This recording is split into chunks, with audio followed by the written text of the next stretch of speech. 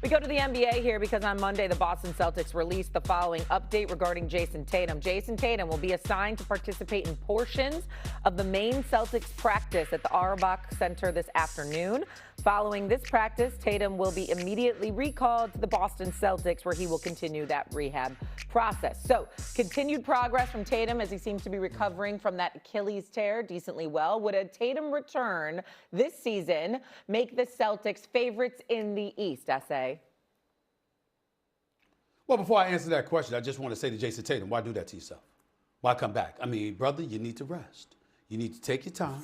Stay home, get to the facilities, rehab. You know what I'm saying? There's no rush. There really isn't. I mean, it's an Achilles tear. And I don't want to see you get hurt again. I want to see you okay. So don't rush back. Take your time. This is usually a 16 to 18 month recovery. It hasn't even been 12. Jayson Tatum, that's just not wise. Don't do it. Rehab, get yourself right for next season. This year, Jaylen Brown is doing his thing, averaging 29 again. Peyton Pritchard and Derek White and the crew, they doing their thing. I mean, Boston's a top 3 seed in the East. Wow. Congratulations. Don't do that to yourself. Stay home, okay? Having said that, if unhealthy Jayson Tatum automatically ascends the Boston Celtics to a top 2 team in the East, the issue is whenever he comes back, he's not going to be 100%. And the rhythm that could potentially disrupt, it could be potentially disruptive, by the way. I'm just saying I don't think that Jayson Tatum really elevates you for the immediate moment. I think it actually sets you back, because then Jaylen Brown has to step back from being that alpha dude that he's been all season long to re-ingratiate Jayson Tatum in the things. They know the system. They know what they're doing. They played for the coach before. They won a championship with the coach. They were playing together for years and years and years. So it wouldn't take but so long to figure it out. But we've never seen Jaylen Brown flowing like this. And because Jayson Tatum would be back, you have to imagine that has the potential to get in the way. So I would say it wouldn't make the Celtics the East favorites at all. They wouldn't fall off a cliff or anything like that. They'd still be formidable, but I would say that it wouldn't make them the favorites. Eminem? Not this year.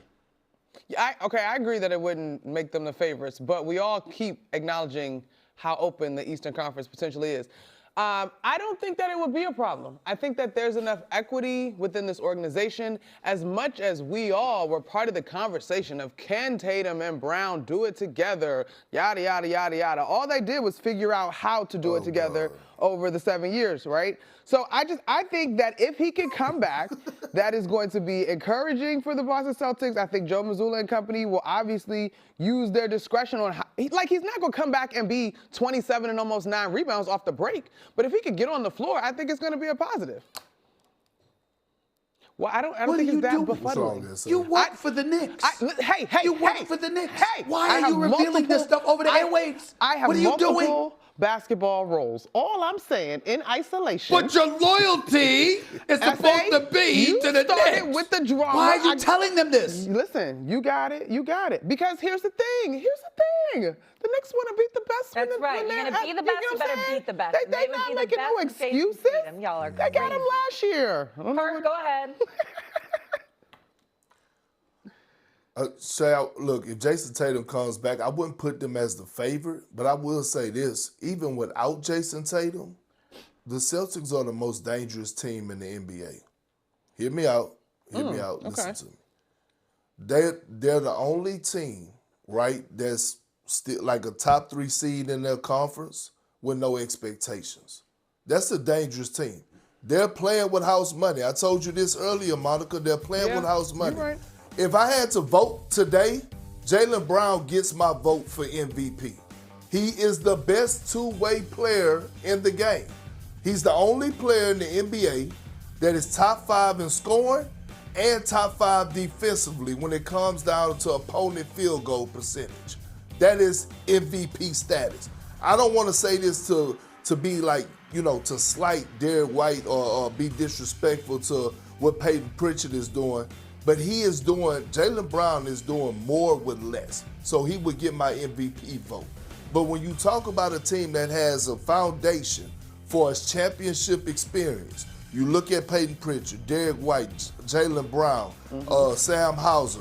All of those guys know how to win. All of those guys know how to play in the moment. And then they go out and they get a guy that could go and get you a double-double and also fit Joe Mazzulla's system and Vucevic at the trade deadline.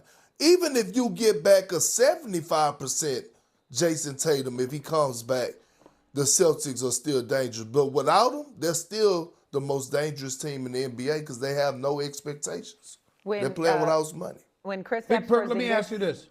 Big Perk, let me ask you this question. I'm sorry, Shay. Big Perk, let me ask you this. What's your top 3 MVP candidates right now? Yeah, same question, S.A. Top 3. Top 3 right now is Jaylen Brown, Cade Cunningham, and I would have to lean more towards Jalen Brunson.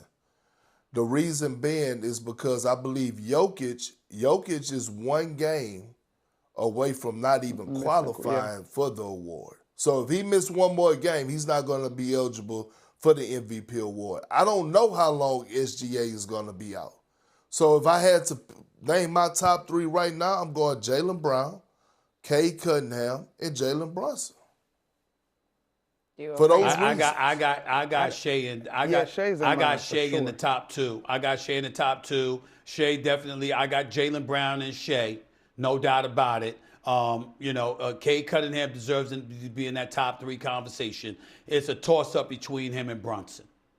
So you would not have. But I got Shea Gilgeous-Alexander. They 41-13. Yeah, I got SGA. I have SGA, Cade, Brunson. The only reason, let me make this clear though, for the audience, because you know how they like to like my niece say, Samantha, they like to clip you.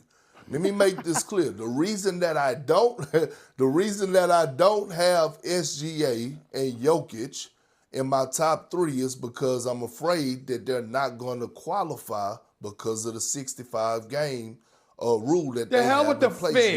The hell with the fear for lack of qualifications. No, that's fair. Right now, you on national television, you on First Take. Don't give me your fear about what they may not qualify. Right now, they qualify. Considering everybody qualifies, what's your top 3? Well, right now, since you want to, poke your chest out, damn it, I'm standing on what I'm standing on. Right now, my top 3 is Jaylen Brown, Cade Cunningham, and Jalen Brunson. All right. And when they're not eligible, then we'll revisit. We'll revisit when people are not eligible. But right now, they're eligible. Okay. Want to hear no eligibility. This ain't the NCAA. Jaylen Brown has 38 25-point games this season. That's the second most in NBA behind only SGA. I do want to point this out, though. I was going to say this earlier. Kristaps Porzingis, when he went to the Maine Celtics, he did make his debut 8 games later. So something to keep in mind in terms of a Jayson Tatum return. Coming up here on First Take, we got an A-list on the way. Who are the top 5 quarterbacks now in the NFC? Will Sam Darnold make the list? I'm sure we will pick it apart next.